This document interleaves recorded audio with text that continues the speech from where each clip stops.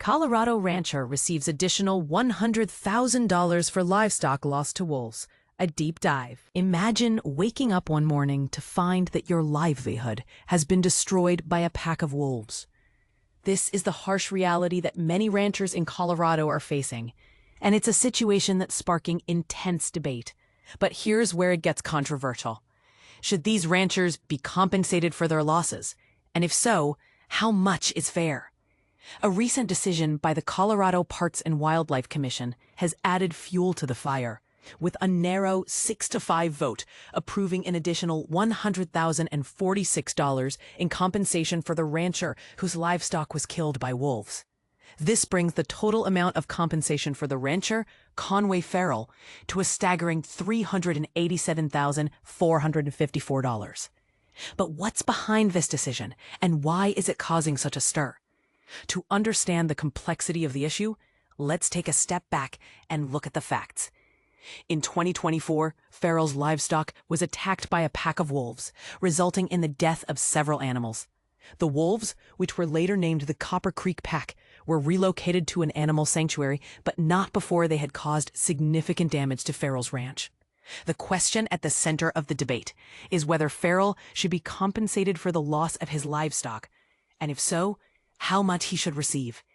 The Commission's decision to approve the additional compensation was based on a technicality in the state statute, which allows for compensation for direct losses above a certain threshold.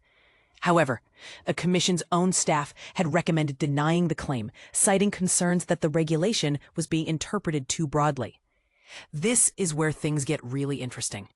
The Commission's debate centered not only on the technicalities of the regulation, but also on the broader implications of the wolf reintroduction program. Some commissioners argued that the program was being put in danger, that the program is put in danger by the controversy surrounding compensation for livestock losses. Others argued that the will of the Colorado voters was to enact a successful wolf reintroduction plan, which included compensating ranchers for their losses. But here's the thing.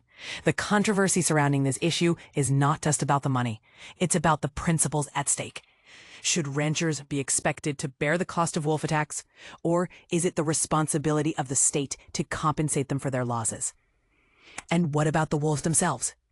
Are they a vital part of the ecosystem, or are they a nuisance that needs to be controlled? These are the questions that are at the heart of the debate, and they're not easy to answer. As the Commission's director, Jeff Davis, pointed out, the conversation is not just about wolves versus ranchers. It's about finding a way to coexist. But how do we get there? The answer is not simple, but it starts with understanding the complexities of the issue and being willing to listen to different perspectives. So what do you think? Should ranchers be compensated for livestock losses due to wolf attacks? And if so, how much is fair? Let us know in the comments. And this is the part most people miss. The wolf reintroduction program is not just about wolves. It's about finding a balance between human and wildlife interests. It's about recognizing that we share the landscape with other creatures, and that we have a responsibility to protect and preserve the natural world. As we move forward, it's essential that we keep this in mind and work towards finding solutions that benefit both humans and wildlife. The fate of the wolf reintroduction program and the future of our ecosystem depends on it. Gray wolf pups spotted in Colorado. Meet the new wolf packs. Exciting news for wildlife enthusiasts. Colorado is witnessing a remarkable resurgence of gray wolves with the announcement of 3 new wolf packs as part of a dedicated effort to restore their populations in the region.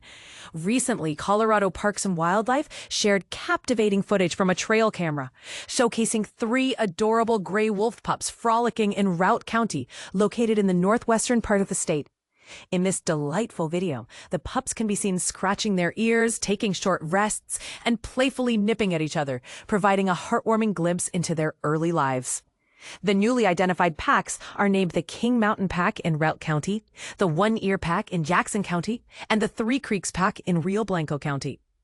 Wildlife officials have established that a wolf pack is officially recognized once a breeding pair has successfully given birth to pups. While staff members have observed pups at various dens, the exact number of pups remains unconfirmed. This is largely due to the challenges wildlife officials face in tracking these young wolves during late spring and early summer. as they are small, often hidden in dense habitats, and may spend considerable time underground. This successful formation of wolf packs is crucial to our wolf restoration strategy, not only for increasing Colorado's wolf population, but also for establishing defined pack territories, stated the department. These territories are essential for monitoring and predicting wolf behaviors more effectively. Looking ahead, officials plan to relocate additional wolves to Colorado during the winter of 2025 to 2026. Preparations are underway, with staff members engaging in consultations with stakeholders in the designated relief areas. The roller coaster of Colorado's wolf populations. Gray wolves were first reintroduced to Colorado in 2023, followed by another introduction in 2025. However, this initiative has not been without its critics, particularly concerning the potential threats wolves pose to livestock and human safety. On the same day that the heartwarming footage of the pups was released, the Colorado Parks and Wildlife Commission approved nearly $200,000 in compensation claims for 2 ranchers affected by wolf depredation, as reported by the Coloradoan. One rancher's attorney revealed that her client had reported 89 calves missing or dead in 2024, averaging 92 over the previous 3 years. How are officials addressing potential conflicts? In a recent update, Colorado Parks and Wildlife emphasized its commitment to minimizing conflicts as wildlife and livestock movements shift with the seasons. The department has adapted its strategies to address these challenges.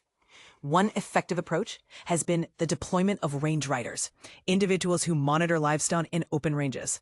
These range riders are tasked with watching for predators, ensuring livestock health, and tracking wildlife movements. Currently, Colorado Parks and Wildlife employs 9 range riders, who focus on areas with significant wolf activity, although they can be reassigned to other regions as necessary. The department is also actively investigating incidents where wolves have harmed other animals and collaborates with the Colorado Department of Agriculture for the removal of carcasses, even in remote locations. A candid look at wolf mortality.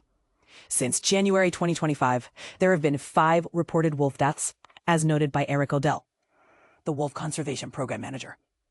Of these, 2 occurred in Wyoming and 3 in Colorado.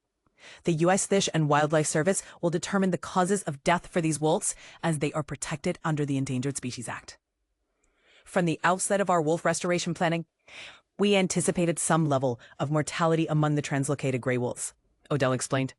The mortality rates observed this year should not deter us from continuing our translocation efforts.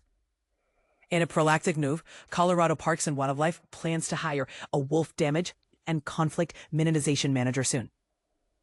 This new role will be instrumental in supporting the program's primary objectives and ensuring smooth collaboration with other agencies.